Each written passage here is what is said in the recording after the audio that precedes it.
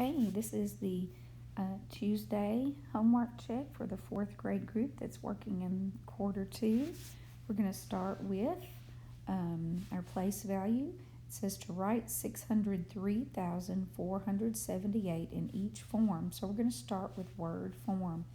And what we do, we look at this is called the thousands period, since it comes right in front of the thousands comma.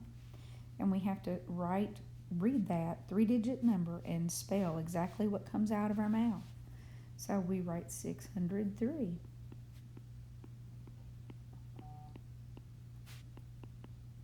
Spelling does count. Then we come to the comma. Now it stands for thousand, so we write thousand. And after we spell the word thousand, we put in the comma that it stands for. Now we're in what's called the units period. We read this 3-digit number, 478. That's exactly what we spell. 470 hyphen 8.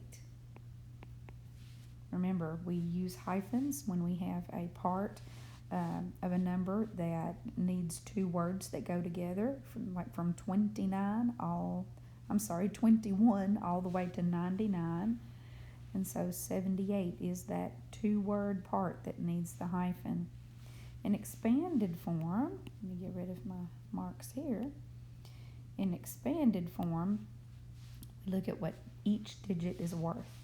The 6 is worth 600,000, since it's in the hundred thousands place, plus the 3 is worth 3,000. The 4 is worth 400. The 7 is worth 70. And the 8 is just worth 8. And you do not write an equal sign. We just stretched it out. We expanded it. Okay, next one.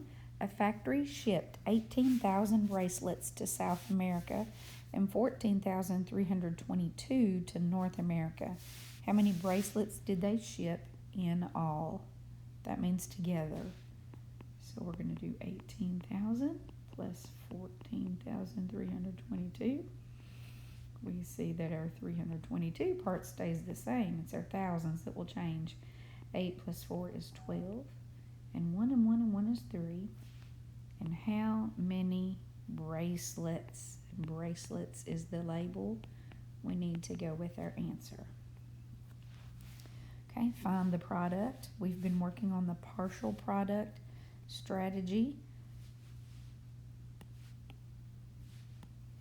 All right, so we're going to break 745 times 67 down into two parts, okay?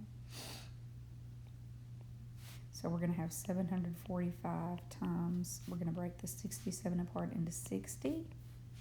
And 745 times 7. So there's our 67. We're going to do both of these problems. Bring down your 0. We let it hang off so we can do that trick. It's very nice. 6 times 5 is 30. 6 times 4 is 24. Plus 3 is 27.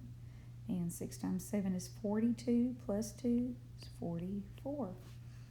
So that's our one part of our answer. That's a partial answer. 7 times 5 is 35. 7 times 4 is 28. 29, 30, 31. 7 times 7 is 49. Plus 3 is 52. Now we're going to add both of these partial answers, partial products. Products are the answers to multiplication problems. I wrote times. This is a plus. Okay. 0 and 5 is 5. 0 and 1 is 1. 7 and 2 is 9. 4 and 5 is 9. And we bring down our 4. So our final answer is 49,915. Final answer. A baker needs to arrange 487 cookies on plates. Each plate can hold 8 cookies. How many plates will the baker need? We're going to take these 487 cookies and divide them up among 8 plates. Did you hear me say divide? Yep, that's what we're supposed to do. 487, we're going to stretch it out here. Draw our lines right behind our numbers. Making groups of 8. We can't make any groups out of 4. So 0 times 8 is 0. Difference of 4. How many groups of 8 could we get out of 48? 6, because 6 times 8 is 48. It's a difference of 0. How many groups of 8 could we get out of 7? We can't get a single group. 0 times 8 is 0. Subtract, we get 7. This is what remains. This is the remainder. Now listen, this means that 60 plates will have 8 cookies. But there will be another plate that will have 7 cookies. There will be another plate. Not just 60 plates, but another one. So our final answer is the baker will need 61 plates. And we know that that last plate will only have 7 cookies on it instead of 8. Find the greatest common factor, GCF, of 24 and 32. We think factor times factor equals product. So we're thinking of multiplication facts for each of these numbers. We're going to start with 24 over here, and we'll do 1 times 24. How about 2 times 12? How about 3 times 8? How about 4 times 6? There's not one for 5, and then we start all over with our 6. So when we make our list for 24, here's what it's going to look like. We start with the 1. We put them in order from least to greatest. So I'm going straight down this column, listing all the separate factors. Then I'm 6. Now I'm going to go up this side. 8, 12, 24. That's my list for 24. These are all the factors. Now we're going to do the same thing for 32. So we start with 1 times 32.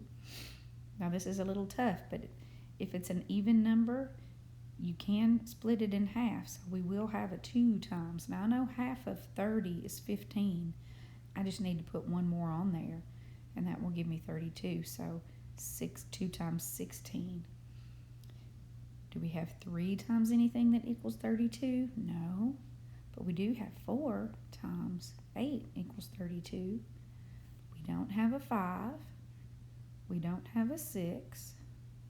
We don't have a 7, which brings us back to 8. If I kept going, we would end up with just the reverse of these 3 facts. So now I'm ready to make my list, starting with 1, then 2, 4, 8, 16, and 32. Now I want the greatest one. That means the largest. So I'm going to start, I look at 32, but it's not in this other list. 16, it's not in the other list. But 8 is common. They have that in common. That means that's in the same. They both have it in their list. So 8 is the final answer. Okay, find an equivalent fraction for each fraction below. We know our trick is to use the doubling trick. You just simply double the numerator and the denominator. We know that we can use multiplication or division, but whatever we do, we must do it to the numerator and the denominator. We have to do it the same, okay? Doubling is times 2. So 3 times 2 is 6. 4 times 2 is 8. And there's 6/8 is our equivalent fraction. Okay, let's try another one. 4 double 4 is 8. Double 5 is 10. So 4/5 is equivalent to 8/10. Okay, decomposing our fractions. The simplest way, we would break down this 9 into ones, and we would write 1/10 9 times. But that takes a long time, so I'm going to do something different. I'm going to break down the 9 into an addition fact I know, like 5 plus 4. We could do 5/10 plus 4/10 would equal 9/10. It's one combination. Could we do 3/10 plus 3/10 plus 3/10? Yes, we could, because 3 plus 3 plus 3 is 9. And there are other ways that you could do it also. Moving right along, draw a model to represent the improper fraction. So we're going to divide these into fourths. And I'm going to do that to both circles. That just tells me the size of pieces that I need. And it's called improper because the numerator is larger than the denominator. And we'll show you why in a minute. Now we have to color in 6 of these slices. So if I do 1, that's got 4 of them, right?